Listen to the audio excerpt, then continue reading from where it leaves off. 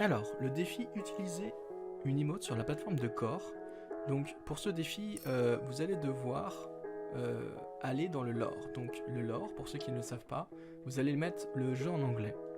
Donc, paramètres système, langue, vous allez donc anglais. Et là, dans rencontrer les légendes, salle des légendes en français, Mythe the Legend, vous allez avoir donc sur Core, vous allez dans la partie lore, comme vous pouvez le voir. Et là, vous avez justement écrit I enjoy my job as left platform mover in Blackguard Keep. Donc là, il dit left platform, c'est-à-dire la plateforme de gauche. Left veut dire gauche en anglais. Et donc, il parle bien de Blackguard Keep. Donc, c'est quoi Blackguard Keep? On va aller tout de suite en training et vous allez voir que la map en question, donc vous la connaissez tous, vous êtes tous déjà tombé dessus, c'est celle-ci. D'accord? Donc, les deux versions marchent. Et donc, il parle bien de la plateforme qui est à gauche. Donc, toutes les autres plateformes ne marcheront pas, c'est que celle-là. D'accord? Donc, en fait, Core la monte de bas en haut. Donc, si vous mettez sur cette plateforme et que vous faites une emote, ça marchera. C'est aussi simple que ça pour ce défi. Alors, maintenant, on va s'intéresser à 3 défis en même temps. Donc, KO avec faux, il faut en faire 15. Dégâts d'attaque légère au gant, 1500. Dégâts d'attaque puissante à l'orbe, 1500. Donc pour ces 3 défis, on vous conseille pour gagner du temps d'utiliser les 2 légendes qui possèdent les 2 armes, donc Fate qui a l'orbe et la faux, et Mordex qui a les gants et la faux. Donc là nous sommes donc dans le mode entraînement, je vais vous montrer tout de suite donc, les différentes attaques qui correspondent pour les gants, parce qu'il n'y en a pas non plus 30 000. Donc on va prendre un perso avec les gants, donc on aurait pu prendre Mordex, effectivement on va prendre n'importe quel perso, parce que vous allez voir que n'importe quel perso ça marche. Donc par exemple, attaque légère au gant, donc il y a la downlight, d'accord, cette attaque là, il y a la sidelight, il y a la neutral light, et ensuite en l'air, donc c'était les attaques au sol, et ensuite en l'air vous avez la side air, vous avez la down air, et vous avez la neutral air, d'accord. Donc c'est ces 6 attaques légères que vous devrez utiliser. Pour les attaques puissantes à l'orbe, donc là c'est pareil, peu importe le perso à l'orbe, ça marchera. Donc ça sera donc les coups signatures. Et également, en plus des coups signatures, vous devrez utiliser, donc là je vais prendre Thor, vous devrez utiliser donc tous les coups puissants. C'est-à-dire, je m'explique, donc coup signature de Thor, donc ça c'est la dancing, ça c'est la side sig, et ça c'est la neutral sig. D'accord? Mais vous avez aussi donc le grand pan et la recovery qui sont comptés comme des attaques puissantes. Maintenant on va donc s'intéresser à la mission obtenez 2 KO en faisant un saut rapide lors des attaques écrasements dans une partie. Alors comme vous pouvez le voir sur certains défis, vous allez pouvoir avoir, regardez, si je vais sur le défi d'en haut, il montre pas en fait afficher les détails, et si vous regardez bien juste en dessous là, hop, ils mettent afficher les détails, et là du coup nous avons des détails sur ce qu'il faut faire. Donc là ils expliquent, les attaques écrasement sont des attaques aériennes puissantes vers le bas. Sauter vers la droite après avoir foncé en avançant pour effectuer un saut rapide. Donc là ils expliquent grosso modo comment effectivement faire le défi. Alors moi ce que je vous conseille, pour tous les défis on va faire la même chose en général, pour ceux qui connaissent les notations maintenant, vous allez mettre dans paramètres système, vous allez tout en bas, langue vous changez, vous mettez anglais. English, et là vous retournez du coup dans votre onglet de Battle Pass, et quand vous allez du coup afficher les détails, alors déjà même sans les détails on voit que déjà le terme est plus entre guillemets commun, parce que vous savez tous, ceux qui connaissent les notations, ce qu'est un dash jump et ce qu'est un grand pand déjà. Donc dash jump, grand pand, ça en général vous connaissez. Et là, si on monte les détails, ils expliquent donc grand pand are aerial on heavy attack, down heavy attack, donc là ils expliquent la même chose sauf que c'est avec les termes anglais qu'on connaît plus du coup pour ceux qui sont habitués aux termes de voilà. Jump right, alors right ou left, hein, donc droite ou gauche, after dashing to perform a dash jump. Donc là je vais vous montrer tout de suite la situation, donc je vous conseille pour ceux qui connaissent pas trop cette mécanique là d'aller dans le mode en ligne. Vous allez en entraînement, ensuite vous allez dans le mode entraînement prendre le personnage que vous maîtrisez le mieux, ou moi je vous conseille l'arme qui est plus simple pour ce défi, c'est la lance, d'accord. Vous prenez un personnage avec une lance, donc il y en a beaucoup. Wushang, Mirage, Queen Nai, Hattori, Nash, Dusk, Kaya, Brin, Orion et Ada. Et donc avec ces personnages, vous augmenterez vos chances parce que la hitbox de la lance est très forte. Donc qu'est-ce qu'un dash jump grand pand? Et ben un dash jump grand pand, c'est ça. Voilà. Donc ce qui va être intéressant avec le dash jump grand pound à la lance, c'est la hitbox dans un premier temps. Donc là, comme vous pouvez le voir, la hitbox elle est assez grande, ça touche vraiment sur les bords en fait. Donc vous allez pouvoir choper plusieurs personnages en même temps, en chacun pour soi notamment, vu que c'est le mode que je recommande.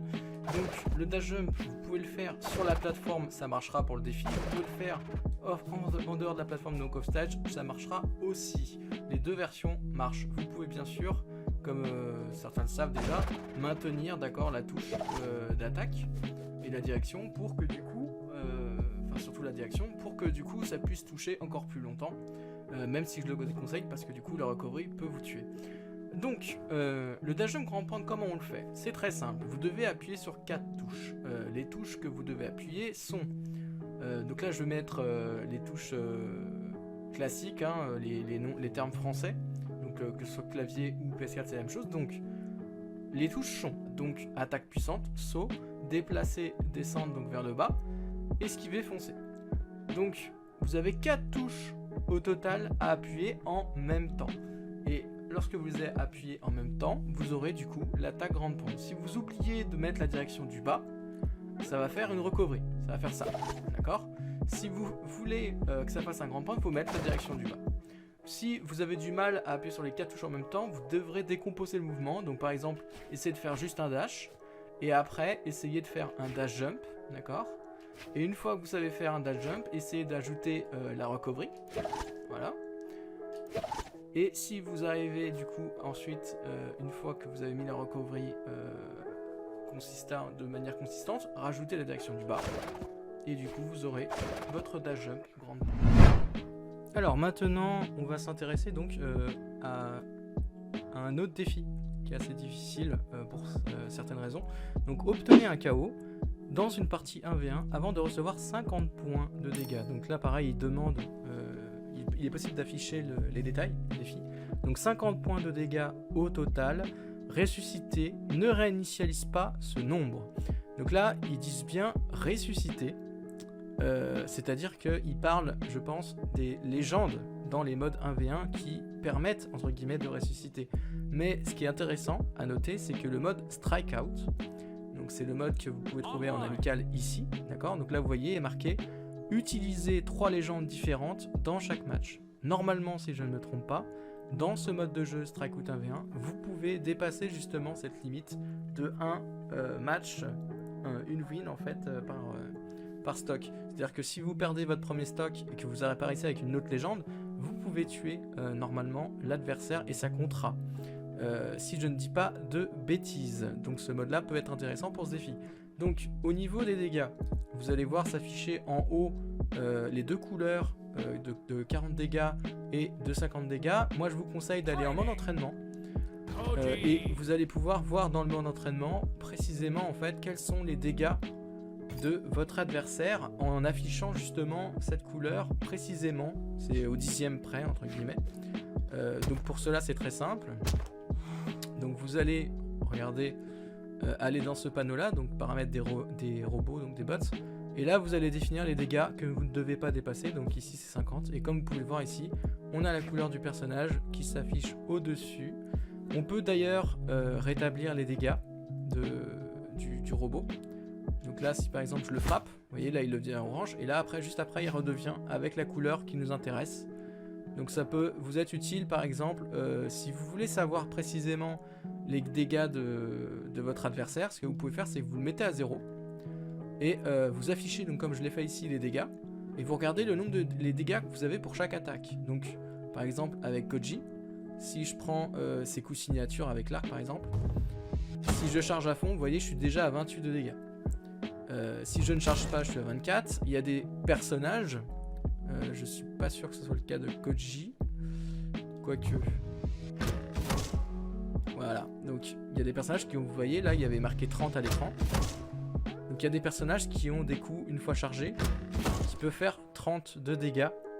Ça veut dire qu'ils vous le placent 2 fois et votre défi c'est mort. Donc l'idée dans ce défi là, ça va être de se prendre le moins de fois possible des coups signature. D'accord? Parce que si vous prenez 2 coups signature, regardez, là je prends un, je suis à 24, j'en prends un deuxième, bah c'est quasiment fini quoi. Donc faites très attention quand vous voulez faire ce défi à bien être mobile et à esquiver les attaques signatures parce que c'est celles qui vont faire le plus de dégâts. Les attaques légères, vous pouvez vous en prendre un peu plus, même si ça fait mal si vous les mettez en trou combo par exemple, si je fais ça. D'accord? Là c'est un trou combo, il est à 26 de dégâts. Donc c'est à dire que si l'adversaire vous place 2 fois ça, bah c'est mort, vous pouvez dire adieu à votre défi. Surtout que c'est un coup qui est assez facile à placer en punish. Donc voilà à peu près tout pour ce défi. Vous savez maintenant les couleurs que vous ne devez pas faire. Vous savez le mode qui est le plus intéressant pour faire ce défi. Bien sûr, ce qui va être intéressant pour ce défi, c'est d'essayer de placer des gimps. Donc de tuer votre adversaire off stage quand il est en difficulté ici. D'accord? Mais honnêtement, c'est un défi qui va être vraiment, entre guillemets, difficile pour ceux qui commencent le jeu et qui n'ont pas, entre guillemets, l'habitude de faire des gimps ou de tuer l'adversaire rapidement. Donc défi suivant, 20 KO de spéciale d'inversion. Alors une spéciale d'inversion, c'est tout simplement une attaque signature d'une légende. Et ce qu'il faut savoir, c'est que ces attaques signatures ne sont pas des attaques signatures normales, puisqu'elles permettent d'inverser en fait le côté où nous envoyons l'adversaire.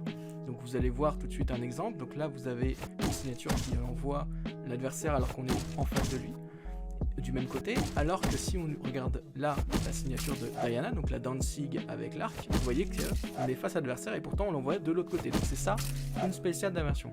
Donc il y a d'ailleurs que Diana, parmi les 14 légendes du jeu qui en possèdent des spéciales d'inversion, qui a la chance d'avoir 2 spéciales d'inversion sur chacune de ses armes. C'est-à-dire que vous preniez le pistolet ou que vous preniez l'arc, vous aurez une spéciale d'inversion. Donc maintenant je vais vous montrer la liste de ces spéciales d'inversion.